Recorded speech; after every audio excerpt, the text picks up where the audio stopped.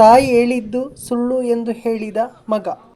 ನನ್ನ ತಾಯಿ ಬಂದು ಪ್ರಫುಲ್ಲ ನಾಯಕ್. ಅವ್ರು ಇಲ್ಲಿ ಬಂದೊಂದು ಕಂಪ್ಲೇಂಟ್ ಅಂದರೆ ಈ ಥರ ಪ್ರೆಸ್ ಕಾನ್ಫರೆನ್ಸಲ್ಲಿ ಬಂದು ಈ ಥರ ಹೇಳಿಬಿಟ್ಟಿದ್ದಾರೆ. ಅಂದರೆ ನನ್ನ ಚಿಕ್ಕಮ್ಮ ಅವರು ವೇಶ್ಯೆ, ಅವ್ರದ್ದೊಂದು ಕಂಪ್ಲೇಂಟ್ ಇದೆ, ಅದ್ರ ಸ್ಪಷ್ಟೀಕರಣ ಕೊಡಬೇಕಂತ ನಾನು ಬಂದಿದ್ದೀನಿ. ನನ್ನ ತಾಯಿ ಎಂಥವ್ರಂತ ನಾನು ನಿಮಗೆಲ್ಲ ಹೇಳಬೇಕಂತ ನಾನು ಬಂದಿದ್ದೀನಿ. ನಾನು ಚಿಕ್ಕಿರುವಾಗ ನನ್ನ ತಂದೆ ತೀರೋದ್ರು, ಅಂದರೆ ನನ್ನ ತಾಯಿ ಹೊಟ್ಟೆಯಲ್ಲಿರುವಾಗಲೇ ನನ್ನ ತಂದೆ ತೀರೋದ್ರು. ಆದಮೇಲೆ ನನ್ನ ತಾಯಿ ನನ್ನ ಅಜ್ಜಿ ಮನೆಗೆ ಬಂದರು. ಆವಾಗ ಅಲ್ಲಿಂದ ನಾನು ಅಲ್ಲೇ ಇದ್ದೆ. ನನ್ನ ಚಿಕ್ಕಮ್ಮ, ನನ್ನ ಅಜ್ಜಿ, ನನ್ನ ಮಾವಂದ್ರು ನಾನು ನೋಡಿರೋದು. ಆಮೇಲೆ ನನ್ನ ತಾಯಿ ಬಾಂಬೆಗೆ ಹೋದರು ಚಿಕ್ಕಿರುವಾಗಲೇ. ನನ್ನ ಅಜ್ಜಿ ಹತ್ರ ನಾನು ಕೇಳ್ತಿದ್ದೆ, ನನ್ನ ತಾಯಿ ಎಲ್ಲಿದ್ದಾರೆ, ನನಗೆ ಅಪ್ಪ ಅಮ್ಮ ಯಾರಿಲ್ಲ. ನನ್ನ ಅಜ್ಜಿ ಹೇಳ್ತಿದ್ರು, ನಿನ್ನ ಅಪ್ಪ ತೀರಿದ್ದಾರೆ, ನಿನ್ನ ತಾಯಿ ನೀನು ನೋಡಲ್ಲ, ಅವಳು ಮೊದಲಿಂದ ಹೀಗೆ ಯಾರ್ಯಾರ ಜೊತೆ ಹೋಗ್ತಾರೆ, ನೀನು ನಮ್ಮ ಜೊತೆ ನೀರು, ನಾನೇ ನಿನ್ನ ಚೆನ್ನಾಗಿ ನೋಡ್ತೀನಿ, ನಿನ್ನ ಮಾವಂದಿರಿದ್ದಾರೆ, ನಿನ್ನ ಚಿಕ್ಕಮ್ಮ ಇದ್ದಾರೆ, ನಾವೇ ಇದ್ದೀವಿ, ಸಾಕು, ನೀನು ಅಷ್ಟು ಖುಷಿಯಾಗಿರು ಅಂತ. ಇದಾದಮೇಲೆ ತುಂಬ ವರ್ಷ ಆಯಿತು. ನಾನೊಂದು 4ನೇ 5ನೇ ಕ್ಲಾಸಲ್ಲಿರುವಾಗ ನನ್ನ ಅಮ್ಮ ಬಾಂಬೆಯಿಂದ ಬಂದರು. ಅವಾಗೇನು ನನಗೆ ಅಮ್ಮನ ಮೇಲೆ ಫೀಲಿಂಗ್ಸ್ ಇಲ್ಲ. ಮೊದಲಿಂದ ನನಗೆ ಅಮ್ಮ ನೋಡಿಲ್ಲ ಅಂದರೆ ಯಾರಿಗಾದ್ರೂ ಯಾವ ಥರ ಫೀಲಿಂಗ್ಸ್ ಬರುತ್ತೆ. ನನ್ನಮ್ಮ ಬಾಂಬೆಯಿಂದ ಬಂದರು. ಬಾಂಬೆಯಿಂದ ಒಬ್ಬರನ್ನ ಕರ್ಕೊಂಡು ಬಂದರು, ಅವ್ರದ್ದು ಲಿವ್ ಇನ್ ರಿಲೇಷನ್ಶಿಪ್ ಅಂತ. ಸೊ ಇದು ಆ ಊರಲ್ಲೆಲ್ಲ ಮರ್ಯಾದೆ ಹೋಗುತ್ತೆ ಅಂತ ನನ್ನ ಅಜ್ಜಿ ಏನು ಮಾಡಿದರು, ಮಾವಂದ್ರಿಗೆಲ್ಲ ಹೇಳಿ ಇವ್ರಿಗೆ ಮದುವೆ ಆಗಿದೆ, ಮದುವೆ ಆಗಿ ಇನ್ನೊಂದು 2ನೇ ಮದುವೆ ಆಗಿದೆ ಅಂತ ಹೇಳಿಬಿಟ್ಟು ಇದು ಮಾಡಿದರು.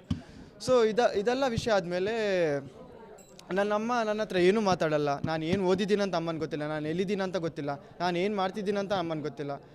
ನನ್ನ ಬಗ್ಗೆ ಏನು ವಿಚಾರಣೆ ಮಾಡಲ್ಲ. ನೀನು ಏನು ಎಷ್ಟು ಓದ್ತಿದ್ಯಾ, ಹೇಗೆ ಓದ್ತಿದ್ಯಾ, ಏನೂ ಕೇಳಲ್ಲ. ನೀನು ಏನಂತಲೇ ನನ್ನಮ್ಮ ಇದೇ ಮಾಡ್ತಿಲ್ಲ.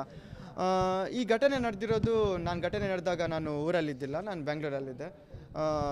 ಘಟನೆಯಲ್ಲಿ ನನ್ನ ಚಿಕ್ಕಮ್ಮನ ಮಗ ಮತ್ತು ಇನ್ನೊಬ್ಬ ಅಂದರೆ ಶೈಲೇಶ್ 2ನೇ ಮಗ ಎಲ್ಲ ಹೋಗಿದ್ದಾರೆ. ಇವ್ರ ಮೇಲೇ ದಬ್ಬಾಳಿಕೆ ಆಗಿ, ಇವ್ರ ಮೇಲೇ ಪೊಲೀಸ್ ಹೊಡೆದಿದ್ರೂ ಕೂಡ ಇವಳು ಪ್ರಫುಲ್ಲ ನಾಯಕ್ ಅವರ ಕಂಪ್ಲೇಂಟು 15 ದಿನ ಆದಮೇಲೆ ನಮ್ಮ ಮೇಲೆ ಫೇಕ್ ಕಂಪ್ಲೇಂಟ್ ಬರುತ್ತೆ, ಫೇಕ್ ಕೇಸ್.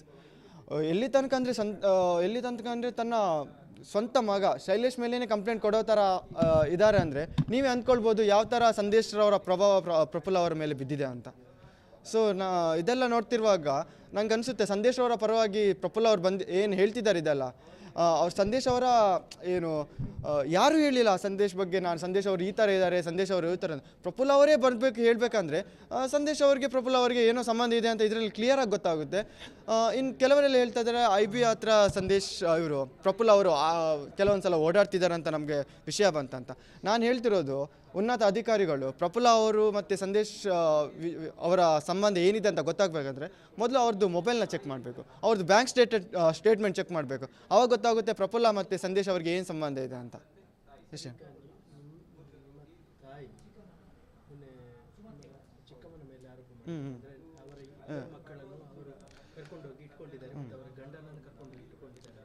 ಸರ್, ಇದೆಲ್ಲ ಸುಳ್ಳು.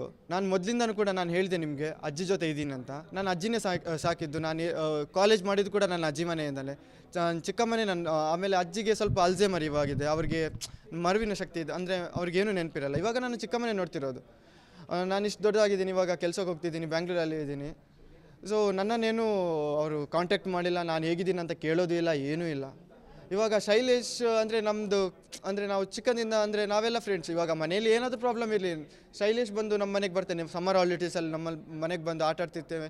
ಸೊ ನಾವೆಲ್ಲ ಮೊದಲಿಂದ ತುಂಬ ಕ್ಲೋಸು.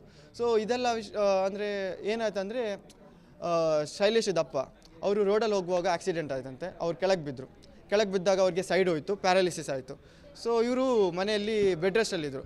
ಆವಾಗ ನನ್ನ ಅಮ್ಮ ಬಂದು ಶೈಲೇಶ್ ದಪ್ಪ ಅಂದರೆ ನಿತಿನ್ ಅವರಿಗೆ ಕಿರುಕುಳ, ಮೆಂಟಲಿ ಟಾರ್ಚರ್, ಅದು ಆಡಿಯೋ ಸಮೇತ ಇದೆ ನಮ್ಮ ಹತ್ರ, ಯಾವ ಥರ ಟಾರ್ಚರ್ ಕೊಟ್ಟಿದ್ದಾರೆ ಅಂತ. ಅದನ್ನ ತಡೆಯೋಕ್ಕಾಗದೆ ನಿತಿನ್ ಬಂದು ನಮ್ಮ ಮನೆಗೆ ಬಂದರು. ಶೈಲೇಶ್ ಕರ್ಕೊಂಡು ಬಂದ, ತನ್ನ ಮಗನ ಶೈಲೇಶೇ ಕರ್ಕೊಂಡು ಬಂದ. 1 ವಾರ ನಾವು ಇಲ್ಲಿರ್ತೀವಿ, ನನಗೆ ಸ್ವಲ್ಪ ಟ್ರೀಟ್ಮೆಂಟ್ ಇದೆ, ಅಲ್ಲಿ ಕುತ್ಕೊಳ್ಳೋಕ್ಕಾಗಲ್ಲ, ತುಂಬ ಕಿರಿಕಿರಿ ಆಗುತ್ತೆ ನನಗೆ ಅಂತ. ಇದು 1 ವಾರ ಆದ ತಕ್ಷಣ ಪ್ರಫುಲ್ಲ ಅವ್ರು ಬಂದು ನಿತಿನ್ ಮೇಲೆ ಕಂಪ್ಲೇಂಟ್ ಹಾಕೊಡ್ತಾರೆ.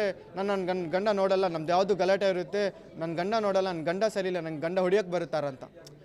ಸೊ ಆವಾಗ ನಿತಿನ್ ಬಂದು, ನಾನು ಹೊಡೆದೇ ಇಲ್ಲ ಅವಳಿಗೆ, ಅವಳು ನಮ್ಮ ಮೇಲೆ ಸುಮ್ಮನೆ ಕಂಪ್ಲೇಂಟ್ ಆಗ್ತಾಳೆ ಅಂತ ನಮ್ಮನ್ನೆಲ್ಲ ಕರ್ಕೊಂಡು ಹೋದ್ರು. ನಾನು ಬಂದಿಲ್ಲ, ಚಿಕ್ಕಮ್ಮ, ಶೈಲೇಶ್ ಮತ್ತು ಅವ್ರ ಚಿಕ್ಕಮ್ಮನ ಮಗ ಕಾಂಪ್ರಮೈಸ್ ಅಂದರೆ ಈ ಕೇಸ್ನಲ್ಲಿ ರಿಸಾಲ್ವ್ ಮಾಡೋಕ್ಕಂತ ಕರ್ಕೊಂಡು ಹೋಗಿರೋದು. ಇವಾಗ ನಮ್ಮ ಆಶಯ ಇದ್ದದ್ದೇನು, ಅವರಿಬ್ಬರು ಗಂಡ ಹೆಂಡತಿ ಕರೆಕ್ಟ್ ಆಗಿರಲಿ, ಏನಾದರೂ ಪೊಲೀಸ್ ಅವ್ರು ಹೇಳಿ ಕರೆಕ್ಟ್ ಮಾಡಿ ಅಂತ ಹೋಗಿರೋದು. ಬಟ್ ಸಂದೇಶ್ ಅವರು ಏಕಾಏಕಿ ಬಂದು ನನ್ನ ಚಿಕ್ಕಮ್ಮನ ಮೇಲೆ ನೀನು ಬೆಂಗಳೂರಲ್ಲಿರೋದು, ಬೆಂಗಳೂರಲ್ಲಿ ವೇಶ್ಯವಾಟಿಕೆ ಮಾಡಿರೋದು, ಆ ಥರ ಈ ಥರ ಅಂತ ಹೇಳಿ, ಇದು ಪ್ಯೂರ್ಲಿ ಅಲ್ಲಿ ಗೊತ್ತಾಗುತ್ತೆ ಪ್ರಫುಲ್ಲ ಅವರು ಹೇಳ್ಕೊಟ್ಟ ಥರ ಸಂದೇಶ್ ಮಾಡಿರೋದಂತ.